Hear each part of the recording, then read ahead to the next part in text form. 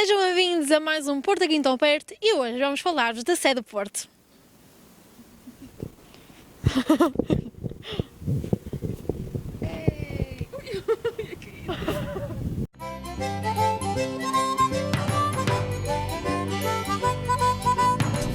Ai, eu estive quase morto no deserto e o Porto aqui tão perto.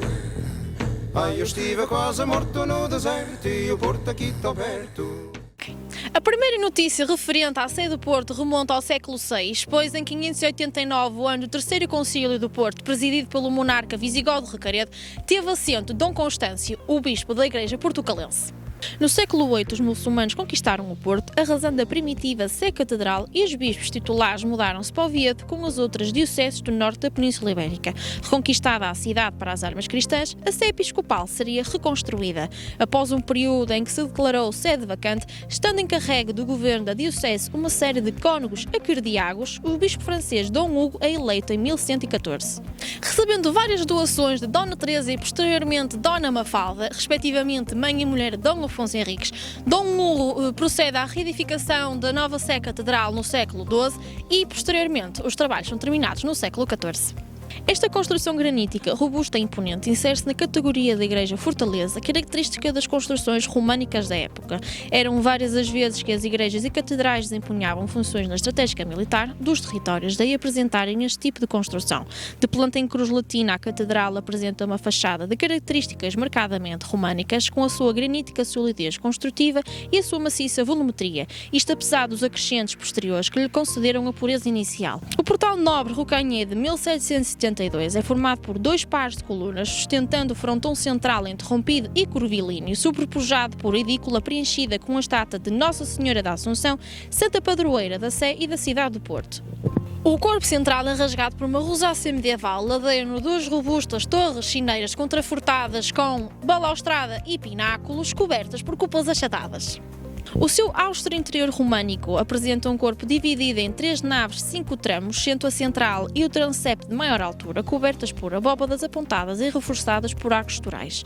Entre estes abrem-se pequenas aberturas que deixam penetrar a luz para o interior da igreja, conjuntamente com as janelas retangulares da cabeceira, a torre lanteira do cruzeiro e a grande rosácea da fachada principal. A ábside, construída por capela-mor com a abóbada de berço dividida em caixotões com mármore incrustados, obra mandada edificar pelo bispo Dom Frei Gonçalo de Moraes entre 1606 e 1610. Sobre os elegantes cadeirais setecentistas estão colocadas duas tribunas elevadas e com os beltos órgãos barrocos. O monumental retábulo de talha dourada foi concretizado entre 1727 e 1729, elaborado por Santos Pacheco e executado pelo entalhador Miguel Francisco da Silva. 2 anos antes, em 1725, Nicolau Nasoni executava na Capela-Mor e ainda na sacristia pinturas cenográficas em perspectiva, ampliando ilusoriamente a cobertura destas estruturas. No lado sul da catedral abre-se o primoroso e proporcionado claustro gótico, obra encomendada pelo bispo Dom João III e foi iniciada em 1385. De cada lado da quadra abrem-se 4 arcos quebrados, inscrevendo-se em cada um deles um óculo e 3 arcos menores, sustentados por duplas colunas com capiteis vegetalistas.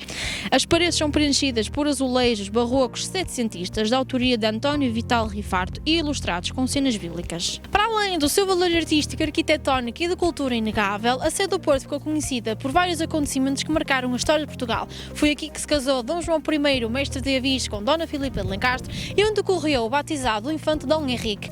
Esta catedral faz parte do Centro Histórico do Porto e em 1996 foi considerado Património Mundial pela Unesco.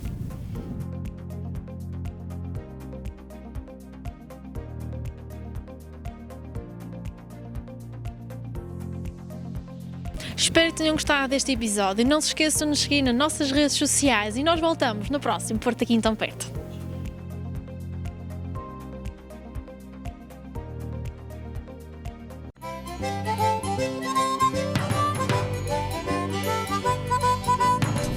Ai, eu estive quase morto no deserto e o Porto aqui tão perto.